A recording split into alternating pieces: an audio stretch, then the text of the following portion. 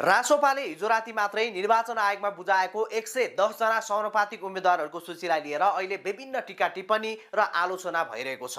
त्यसमा पनि खास गरी बालेनको तर्फबाट आएको उम्मेद्वारहरूको बढी आलोचना भइरहेको छ, किनकि बालेनको तर्फबाट अरबपति तथा उद्योगी चन्द्र ढकालको छोरादेखि गोल्ड स्टार जुत्ता कम्पनीको सिइओ सम्म अनि प्रकाश सपुतदेखि पहिले रासोपाबाटै समानुपातिक सांसद बनिसकेका असीम शाहको दाइसम्म पारिएको छ। यसरी हेर्दा बालेनको तर्फबाट कि त पैसावाला कि त भाइरलवाला धेरै देखिन्छ।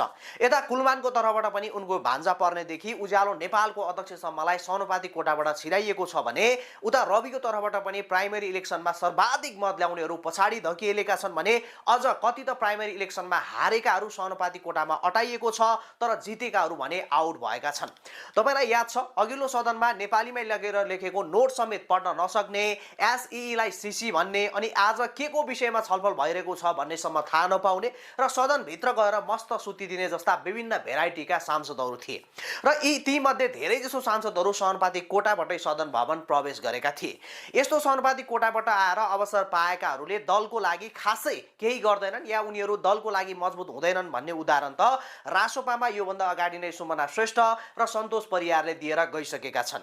खैर, समानुपातिक भन्ने शब्दको परिकल्पना वा मुख्य उद्देश्य भनेको समावेशिता बढाउनु, सबै जाति, लिङ्ग, क्षेत्र र वर्गको प्रतिनिधित्वलाई सुनिश्चित गर्नु र विज्ञहरूलाई संसद भवन प्रवेश गराउनु हो, ताकि संसद अझै विविध र समावेशी होस् भन्ने हुन्छ। नेपालको प्रतिनिधि सभामा जम्मा 275 सिट हुन्छ, जसमध्ये 165 प्रत्यक्ष तर्फ र 110 समानुपातिक तर्फबाट हुने गर्दछ।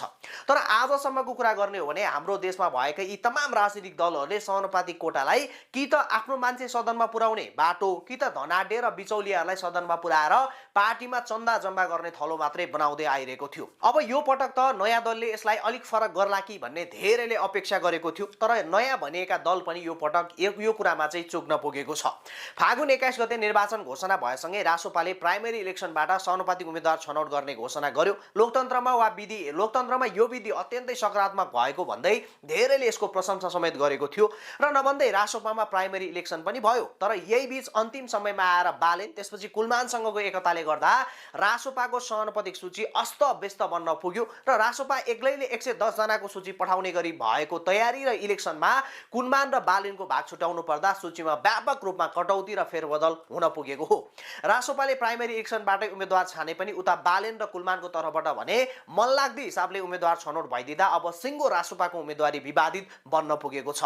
किनकि अघि हामीले माथि कुरा गरे जस्तै समानुपातिक कोटाले विज्ञ समेट्नु पर्नेमा अहिले रासोपामा धेरै जस्तो भाइरल अनुहारहरू छानिएका छन् अनि देशको सबै जिल्ला समेट्नु पर्नेमा 1/3 जति त चितवनतिरै सीमित भएको छ भने सिङ्गो कर्णाली र